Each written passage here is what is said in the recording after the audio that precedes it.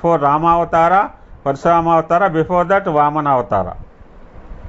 He is the Kashyapa lineage. This is the introduction of this Siddhashrama. So after reaching the ashrama, Vishwamitra told to Rama that this ashrama was harassed by this one of the beautiful demons, Tataki.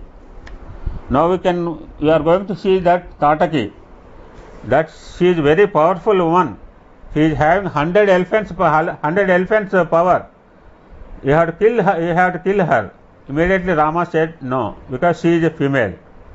Female should not be killed as per my shastras that I learned.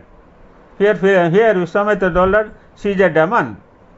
He is cursing the society. She becoming a nuisance to the society, doing harm to the society. So nothing wrong killing here. So some discussion is going on that. Then Rama told that, Guruji, what I learned is a person should not kill a frightened person who is asleep, who is intoxicated, one who sought protection, one who is a female. This I learned from the Shastras. But after Vishwamitra convinced Rama to kill that, then the final question from Rama, Guruji, if anybody in the previous history, but anybody killed any female demons? Here Vishwamitra told that the Indra himself killed Mandara. The Mandara is the daughter of Virochana. She had inflicted great suffering to the mankind. So Indra justified his act by killing that Mandara. He died. So you don't hesitate, because this is the first attempt. Your mission started. For what purpose you came is, for avataric period, there is certain mission is there, certain vision is there. We have to understand that mission, we have to follow that vision. For what purpose Rama came is to restore dharma. This is the first step. Then Rama decided to kill Tataki. So much thunderstorms are there, so much time is there, so much stones were thrown in by the Tataki. Already started so much fearsome sounds. Big plants throwing, very big stones are, big hills are throwing. Lakshmana stopping with his arrows. Rama, then he knows that Rama is having one weapon is called Shabda Bedi. The Shabda Bedi weapon, it can be discharged arrows to the supreme point, the source of the sound. It is Shabda Bedi only Rama's father Dasharatha killed that Savanakumara.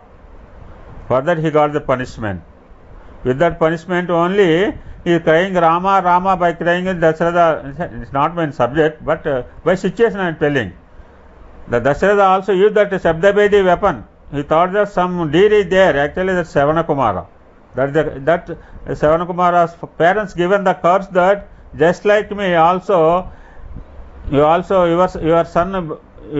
betraying your son, you lose your body. The demons were starting throwing. They are throwing blood, all muscles, all dirty things, animal flesh, everything they are throwing. So finally Rama killed the Tataki. That is the first mission, Tataki. When Tataki having two children, one is Maricha and Subahu, they heard the news of that her mother was vanished by Rama.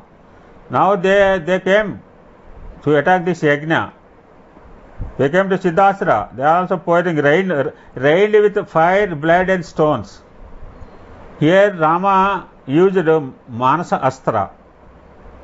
Children, you must remember, Rama used this Manasa Astra.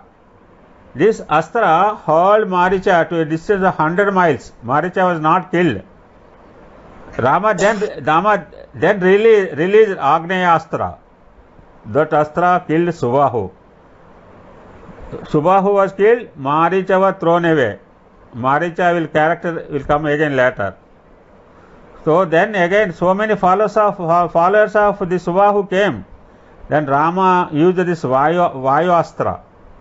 With that Astra, all the fellows who followed Subahu, everybody vanished. Everybody, total war was completed. Everything, peace was restored there at the Siddhasrama. All the sages, all the students who came for learning, spiritual learning, all the women, all the children, they are filled with unspeakable joy. All they gathered at one place, they extolled Rama. Oh Rama, you are verily an incarnation of Lord Narayana itself. You are omnipresent, you are omnipotent, you are the all-pervasive one. You are the truth, you are in this youth itself. You have achieved the greatest thing. That cannot be achieved by everybody. All praise Rama. Then Vishwamitra started his yajna. It lasted for 5 days. So yajna was completed. During the 5 days, both Rama and because with that Bala and Atibala, they are not having any food, any sleep also. Entire 5 days they are watching, safeguarding this yajna. Then yajna completed. Vishwamitra asked, my dear children Rama and Lakshmana, we are so much tired. Go and relax, have some rest. You almost worked for more than 5 years. At this stage, a news was received from Janaka Maharaj. Janaka is the king of Mithila. He is going to have a test. He is going to call all the princes of Bharat to break the bow of Shiva. Who break the bow of Shiva, they can win the hand of Janaka, Janaka's daughter Sita. So Vishwamitra told that Rama and Lakshmana, we are having invitation from Mithila, now we are going there. So Rama told that, so my father, without my permission of father, I cannot come to Mithila. Then Vishwamitra convinced that, see Rama, what your father Dasharatha told, you follow the instructions of your Guru Vishwamitra, whatever your Guru say, you have to obey. So finally Rama was convinced, he accompanied along with Vishwamitra to Mithila.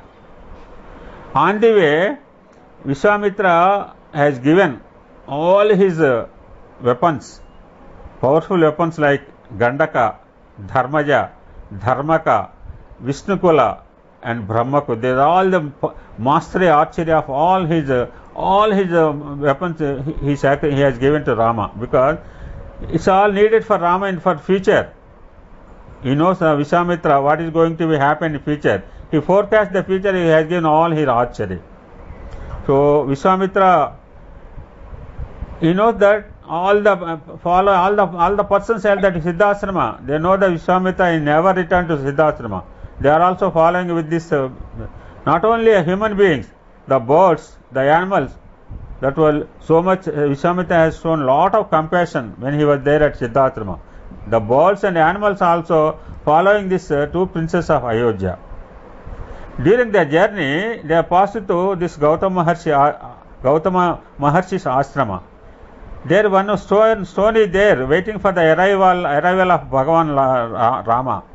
She is nothing but Ahalya. He was cursed by husband Gautama. He was there for so many years waiting for Rama's arrival.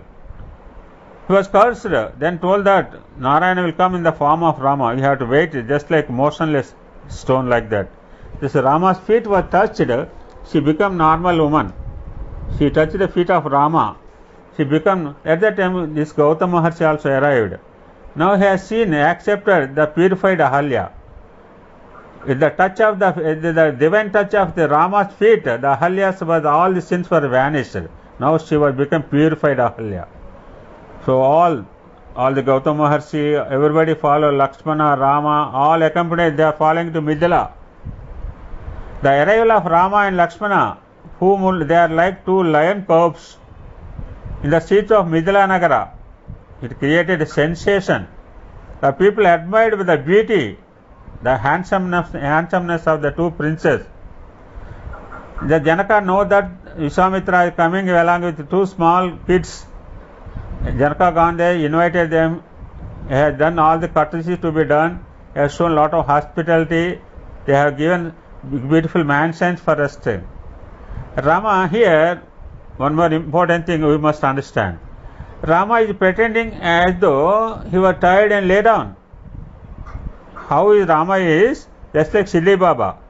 I am sitting like this, you also imagine. You sit in your chair, keep your right leg on left leg. Just like Rama sitting like that. He keeping his right leg on the left leg, he is touching this right feet with left. He is massaging his own feet. At that time, sage Narada came. Oh Lord Narayana, you are in human form. You are massaging yourself, your feet. Lord, you are tired because you have walked a long distance. Rama replied, O Narada, do I ever get tired? No. One Swami says, one devotee wants to see how Swami's when Swami's sleeping position, Ramacharma. So Swami called at 11 o'clock because Swami knows everything what in our. When we have a Sankalpa, Swami knows it. He called Ramacharma around 11 p.m. So Swami narrating some spiritual thing, generally 11 o'clock, all the human beings get this sleeping. Swami is explaining the Ramacharma getting this Avalinta. So Swami told that Ramacharma, you came here to see me, my sleeping. You are in a mood to sleep. Swami made one bomb. You see Ramacharma, if I sleep, the entire universe will not wake up. So there is no tiredness to Rama. He just as a human being, he acting like that. Never I tired. Swami said, Rama said, the body of mine has come for your sake, not for mine. Same Swami, just like Swami. Swami came for our sake, not for his sake.